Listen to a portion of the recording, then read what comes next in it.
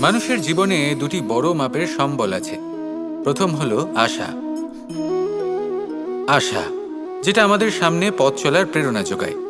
আশা, যা আমাদের শক্তি প্রদান করে, সাহস যোগায়, আমাদের এটা বোঝায় যে এখন অনেক কিছু শুভ হওয়া বাকি আছে, ভয় পেও না।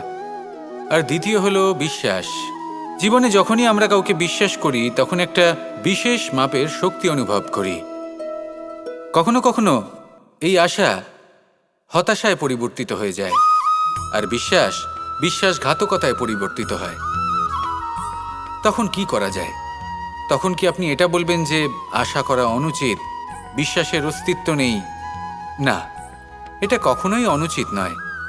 আপনি যদি কাউকে বিশ্বাস করেন আর সেই বিশ্বাস যদি সেই ব্যক্তি ভঙ্গ করে, তাহলেও এটা আপনার দোষ, কারণ আপনি সিদ্ধান্ত নিয়েছিলেন যে আপনি সেই ব্যক্তির ওপর বিশ্বাস করবেন। আপনার সিদ্ধান্তে দোষ ছিল, আপনার ভাগ্যে নয়।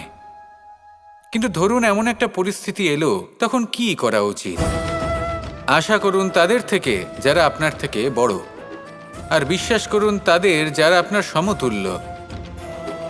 আশা করতে হলে ঈশ্বরের কাছে করুন যে আমি জীবনে যা কিছুই করছি, যে কর্ম করছি, যাকে বিশ্বাস করছি, তারা আমার সাথে যেন কোনো অনুচিত না করেন। আমি শুধু এটাই আশা করব।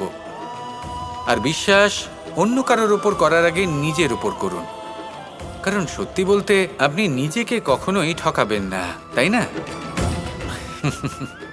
আসুন আমার সাথে ভালোবেসে বলুন, রাধা